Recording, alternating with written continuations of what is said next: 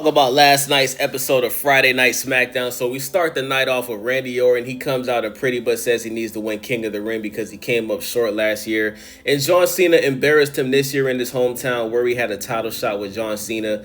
Obviously, John Cena cheated. You know what I'm saying? So then Cody Rhodes comes out and tells Orton that he doesn't need to win King of the Ring because Randy Orton is already a 15-time champion, and Cody promises that he will win King of the Ring. So next we got JC Cornbredo versus Jimmy Uso. JC Mateo comes out with a massive amount of baby oil all over him, free Diddy. Obviously, he was inspired to do this by the legend Diddy, you know what I'm saying, the diddler.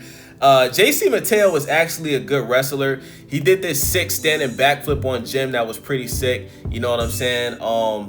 Dude kind of reminds me of Rhino, right? So anyway, Solo Sikoa is ringside, which means that he'll probably interfere at some point.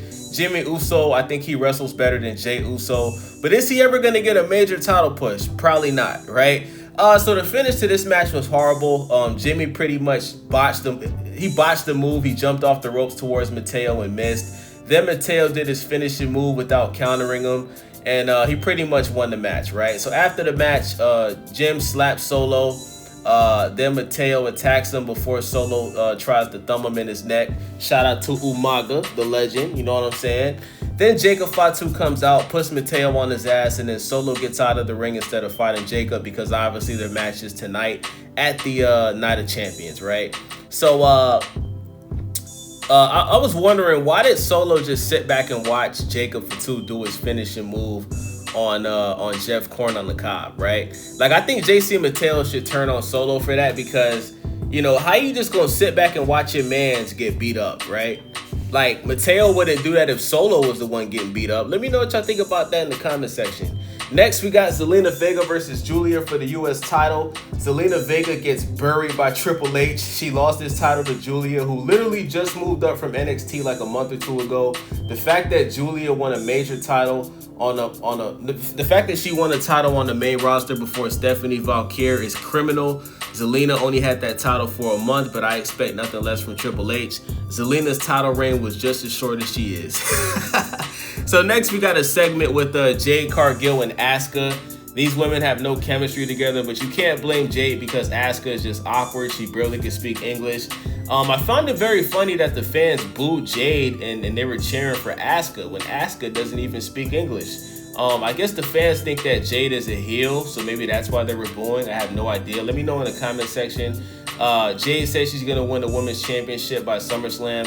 Asuka says Jade is the storm, but power isn't everything. I actually like that line by Asuka. You could tell she didn't come up with it, though. Triple H probably told her to say that. Then she says, "You know who I am? I am Asuka." And then she starts saying a bunch of gibberish in Japanese that nobody understands, bro.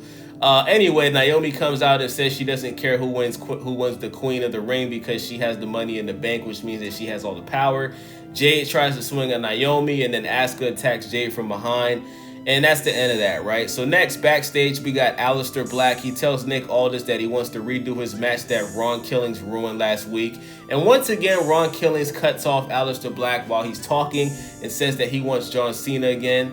So we all know what's going to happen with that, right? And it actually does happen later on in the match. So next, we got DIY versus Andrade and Rey Fenix. I had no interest in this match. Rey Fenix and Andrade won. But yeah, man, this match was garbage. It was boring. And let's get into what happened next, right? So next, Ron Killings comes out to cut a promo. He calls out John Cena, and then Aleister Black, like I predicted, surprises him from behind with some kicks and puts Ron Killings on his ass, which was well-deserved. And I think out of all the talent that they decided to bring back to the WWE, Aleister Black was the best choice. I've been very impressed with Aleister Black, man. He's not just a good theme song. The guy's actually a really good wrestler, bro. So next, we got the Street Profits versus the Wyatt Six. This match ends in a disqualification, which means that the Profits retain their titles for now. They'll probably lose it soon, though, because they're not connecting with the fans, bro. I love the Street Profits. I think both of these dudes are incredible in the ring, but the fans don't really care for them, man. I don't know why. But yeah, Triple H, he just keeps using the same usual recycled, uncreative garbage that he books, man. So next, backstage, Damian Priest tells Aleister Black that next time attack Ron Killings in his face and not from behind, and things will go different. Carmelo Hayes tells Damian Priest to mind his business, and Priest pretty much tells Melo to scram before he whoops his ass, right? Why is Melo not getting any matches since he lost the Money in the Bank qualifier? Because Triple H hates him.